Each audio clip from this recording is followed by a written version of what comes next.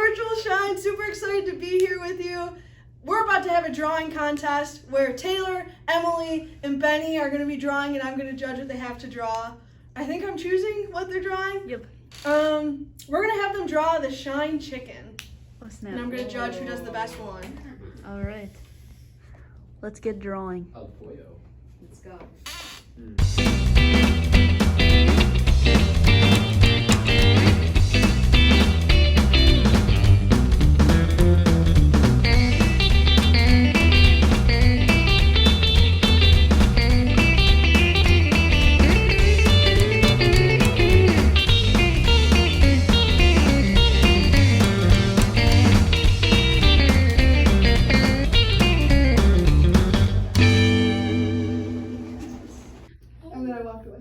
All right, here are the final products. Am I opening my eyes? No, not yet. Okay. All right, now you can open your eyes. All right. All right, walk on, walk on over. All right. #SHiNE.ms. Nice.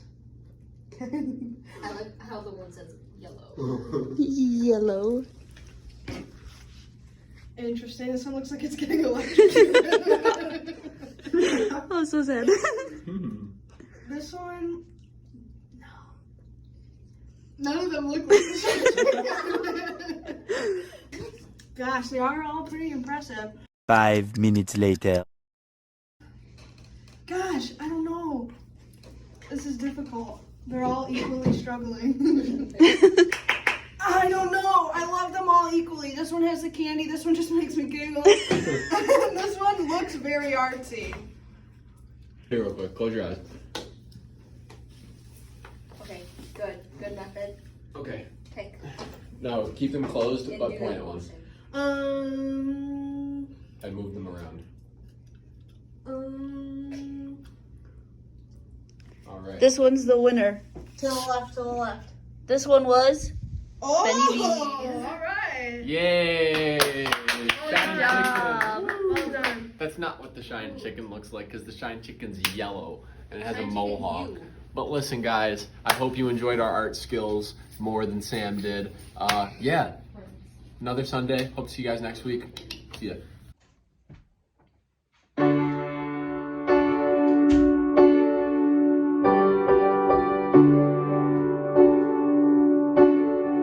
I searched the world,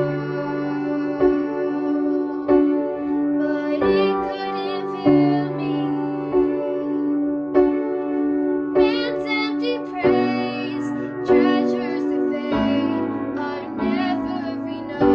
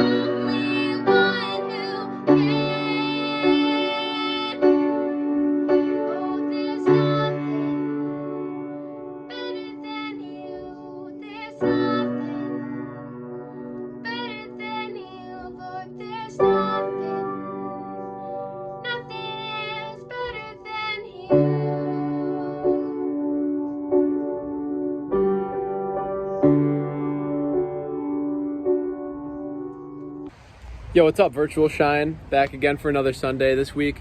We're diving back into the book of Ruth. We're in Ruth chapter 2 right now. So if you guys remember last week, we were talking about Ruth and Naomi, how they left Bethlehem because there was no food, and they were looking for a better life.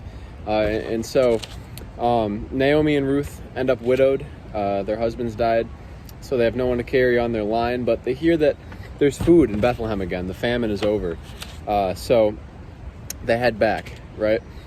And when they're looking for food, Ruth is gleaning off of this field. And what that means is she was going behind the farmers while they were harvesting their crop and kind of picking up the scraps. And so while she's doing this, a relative of Naomi's named Boaz notices her, and he's actually he's kind of a big deal at this farm here. And so when he notices her, he asks his kind of employees, you could call them, about her. And so if you look in Ruth 2, 8, and 9, we see this kind of play out. So we read, Boaz went over and said to Ruth, "Listen, my daughter, stay right here with us when you gather grain, and don't go away to any other fields. Stay right behind the young women working in my field. See which part of the field they are harvesting, and then follow them. I have warned the young men to treat you roughly, and when you are thirsty, help yourself to the water they have drawn from the well." And to this, Ruth says, what did I do to deserve this kindness? And the point of this whole message today is that through Spirit, God uses people in our lives to be a blessing to us. So that's what Boaz was to Ruth in that moment. You know, God placed him in her life at that moment for a reason. And that was because she was going through a hard time and she needed someone to show her the love that God shows us all. And so there's a bunch of different ways that God does this, uses people to shine in our lives. And I'm going to name 3 of them for you guys real quick. One of them is to encourage us. So if you have a best friend, you can think it could be a friend, family member, pet, imaginary friend, doesn't even matter. What those people do for us a lot of the time, the reason that we call them our best friends is because they encourage us. They keep us up when we're down. They go through the hard times as well as the good times. And there's a verse in 1 Thessalonians 5:11 that talks about this really well. It says, "So encourage each other and build each other up just as you are already doing." Real simple. Encourage each other, because this is one of the big reasons and one of the big ways that God uses people to bless us in our lives. He uses us to bless other people's lives. The second one is God uses people to teach us. Really good story that illustrates this in Exodus. Moses was leading the Israelites through the wilderness. And what was happening is there were all these petty disputes. All the people had these little issues that were going on. And there were so many of them, Moses was getting overwhelmed. And so his father-in-law, Jethro, gives him some advice about this and says, "Listen, Moses, you gotta get someone to help you out here. You can't be attending to all of these little problems yourself, because you're going to tire yourself out and you're not going to do a great job in the long run for your people." Imagine if Mayor Byron Brown were to try to attend to every single traffic ticket in Buffalo by himself personally. It just wouldn't work out, right? Because there's too many people and too many problems to attend to. And so the point I'm trying to illustrate here is that Moses' father-in-law Jethro taught him a very valuable lesson about leadership here, because God uses people to teach us in our lives, right? That's what Jethro did for Moses. That's why God put him in Moses' life at that moment. And then the third way that I'm going to give you guys is God uses people to convict us of sin. Or in other words, God uses people to steer us on the right path when we're going down the wrong one. And this one can be tricky sometimes, especially if it's someone that you're really close with. To tell them that, hey man, I don't think you're going down the right path right now. I think you might be doing something that could harm you. That can be a tough conversation to have. You guys might hear there's some sirens going on in the background. Apologize for that. But God uses people to convict us of sin, right? He uses us to steer our friends down the right path if we're going down the wrong one. A great story that illustrates this is the story of Nathan and David. So King David, you guys might have heard the song Hallelujah, kind of talks about this. Sees this woman bathing on a roof, and he thinks she's really beautiful, but this woman is married.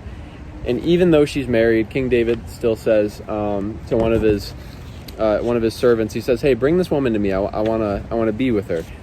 And so they're together, and then King David ends up getting this woman pregnant, and so he knows that she's married. So to cover up for this, he brings her husband home from war and says, you know what, you guys can be together, to try to cover up the fact that he was with his wife, and this doesn't work out. And so what he does is he sends her husband out to the front lines of the war to get killed. Like, how crazy is that? And after this, the husband dies, and King David talks to Nathan. And Nathan tells him a story about a rich man who had all of these livestock, who invited some people over to his house. And there was this poor man who had one sheep. There was only one sheep that he owned. And instead of using one of his own animals, the rich man killed the poor man's sheep and fed it to his guests. And Nathan tells David the story, and David, being a former a livestock owner, he says, you know, that's terrible. You know, that person should be thrown in prison. And what Nathan says is, you are that person. Because that's what David did. He took the one and only husband that this woman had. And so this is an example that the Bible gives us of someone showing another person the error of their ways, putting someone in their life to show them the wrong path that they're going down, and steer them towards one that Jesus would want us to go down.